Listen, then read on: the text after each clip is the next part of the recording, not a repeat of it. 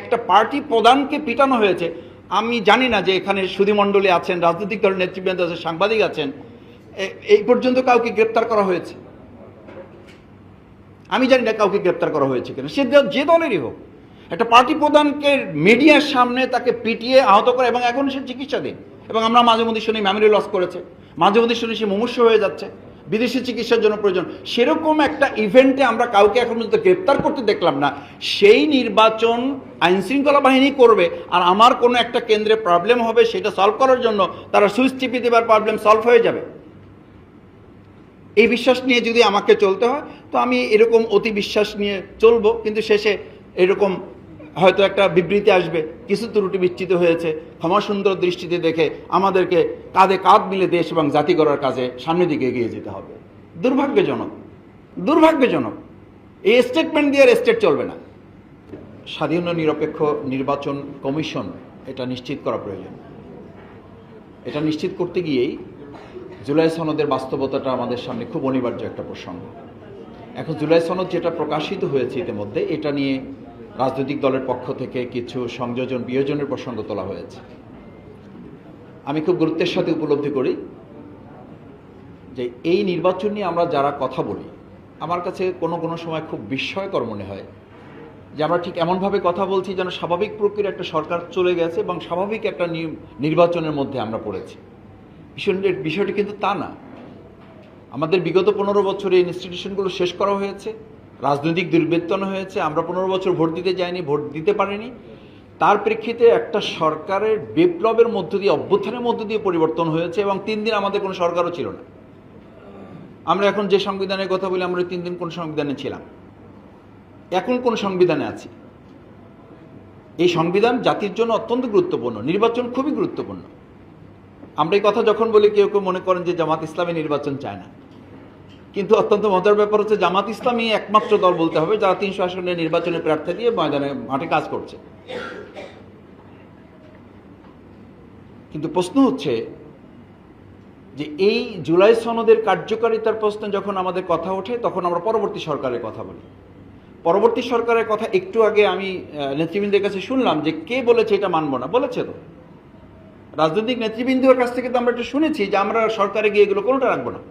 শুনেছি তো আমরা, এগুলো রেকর্ড আছে তো।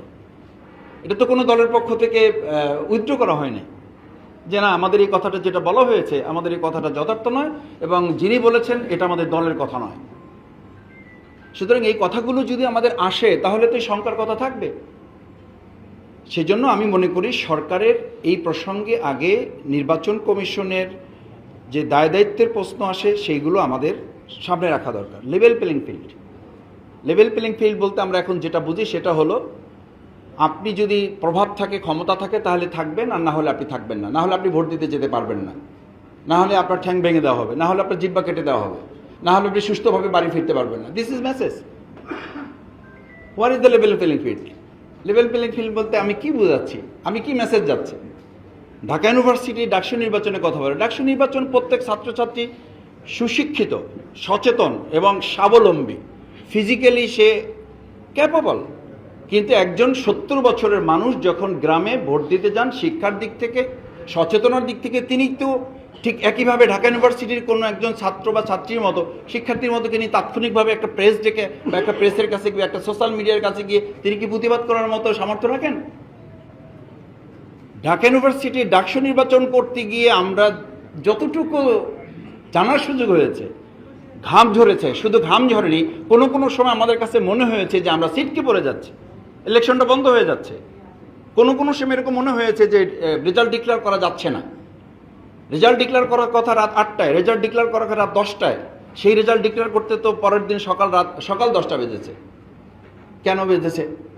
কেন ইউনিভার্সিটির পার্শ্ববর্তী এলাকায় লোক জড়ো হয়েছে? কেন টোটাল প্রশাসনকে ইনভলভ হয়ে বলতে হয়েছে? যদি এটা হয়, তাহলে একটা ছোট্ট ক্যাম্পাস মানে বাংলাদেশের তুলনায় এটা একটা ছোট্ট জায়গা, সেই জায়গাটাতে যদি গোটা প্রশাসন, রাজনৈতিক দল, শিক্ষার্থী ইনভলভ হয়ে করতে, তাহলে এত লক্ষ কেন্দ্রকে পাহারা দেওয়ার দায় দায়িত্ব এই সরকার কিভাবে রাজনৈতিক দলগুলোর সাথে আলোচনা করা ছাড়াই একটা ডেট দিয়ে আমরা রোড টু ইলেকশনের দিকে চলে যাচ্ছি? কোন আস্থার উপরে ভিত্তি করে?